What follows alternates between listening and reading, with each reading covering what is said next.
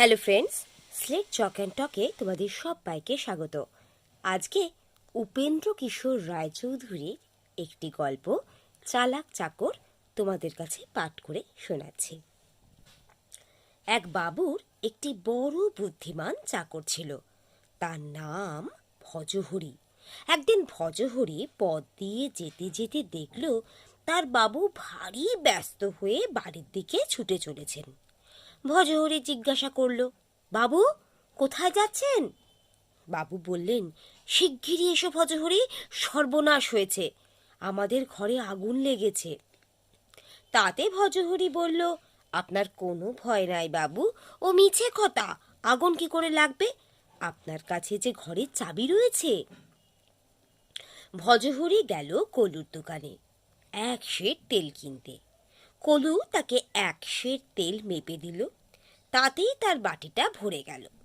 তখন ভজহরি বলল, ফাউ দেবে না? কলু বলল, হ্যাঁ দেব বই কি, কিসে করে নেবে? ভজহরি ভাবল, তাই তো, কিসে করে নি?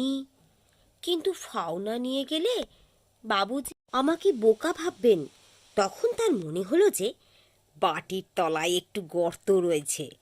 অমনি সে বাটিটা উল্টে দিয়ে সেই গর্তটা দেখে কলুকে বলল, এতে ফাউ দাও। কলু হাসতে হাসতে সেই গর্তে ফাউ তেল ঢেলে দিল। ভজহরি মহা খুশি হয়ে তাই নিয়ে বাড়ি এলো। ভজহরি তার বাবুর সঙ্গে নৌকায় চড়ে নদী পার হচ্ছে। নৌকায় ঢের লোক।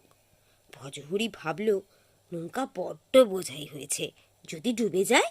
এই ভেবে সে তাদের পুঁটলিটা মাথায় করে বসে রইল। বাবু বললেন, ভজহরি পুঁটলিটা নামিয়ে রাখ না, মাথায় নিয়ে কেন কষ্ট পাচ্ছ? ভজহরি বলল, আগে না, নৌকা বড্ড বোঝাই হয়েছে, পুঁটলিটা তাতে রাখলে আরও বোঝাই হয়ে যাবে যে। বাড়িতে চোর এসেছে। ভজহরি তা টের পেয়েছে। সে ভাবল ব্যাটাকে ধরতে হবে। তখন সে মাথায় শিং বেঁধে লেজ পড়ে ধনের কোণে গিয়ে দাঁড়িয়ে রইল। মতলবখানা এই যে চোর নিশ্চয়ই তাকে দেখে ছাগল মনে করে তাকে চুরি করতে আসবে, তখন সে তাকে জড়িয়ে ধরবে। চোর এলো, ঘরে গিয়ে ঢুকলো। ভজহরি উঠোনের কোণে থেকে বলল, ম্যাঁ। চোর ঘরে সব জিনিসপত্র বাইরে এনে একটি পুঁটলিতে বাঁধল। তখন ভজহরি তাকে বলল, ম্যাঁ। তখন চোর তাড়াতাড়ি সেই পুঁটলি নিয়ে আস্তাকুড়ের উপর দিয়ে ছুট দিল। তখন ভজহরি হেসে গড়াগড়ি দিয়ে বলল, ব্যাটা কি বোকা, আস্তাকুড় মারিয়ে গেল, এখন বাড়ি গিয়ে স্নান করতে হবে। রামধন লোকটি বেশ সাদাসিধে, কিন্তু একটু রাগী। সে গিয়েছে চোরেদের বাড়ি চাকরি করতে। রাত্রে চোরও এক জায়গায় চুরি করতে গেল, রামধনকেও সঙ্গে নিল। সেখানে রামধনকে একটি কচু বনে বসিয়ে দিয়ে বলল, তুই এখানে চুপ করে বসে থাক, আমরা চুরি করে জিনিস নিয়ে এলে সেগুলো বয়ে নিয়ে যাবি। রামধন বলল, আচ্ছা। চোরেরা শীত কাটছে, রামধন কচু বনে বসে আছে। সেখানে বেজায় রকমের মশা রামধনকে কামড়িয়ে পাগল করে তুলল। বেচারা অনেকক্ষণ শুয়ে চুপ করেছিল। তারপর চটাস চটাস করে দু একটা মারতে লাগলো। শেষে রেগে গিয়ে লাঠি দিয়ে মেরে কচুবন তোলপাড় করে তুলল। সেই শব্দে বাড়ির লোক সব জেগে গিয়ে বলল, কে রে তুই, এত গোলমাল করছিস? রামধন বলল, আমি রামধন গো। বাড়ির লোকেরা বলল, ওখানে কি করছিস? রামধন বলল, আপনাদের ঘরে যে শীত কাটা হচ্ছে। তখন তো আর ছোটাছুটি হাঁকাহাঁকির সীমাই রইল না। চোরেরা আর কি চুরি করবে, তাদের প্রাণ নিয়ে পালিয়ে আসাই ভার হলো। ঘরে এসে তারা পরবশ্যই রামধনের ওপর খুবই চোটপাট করতে লাগলো।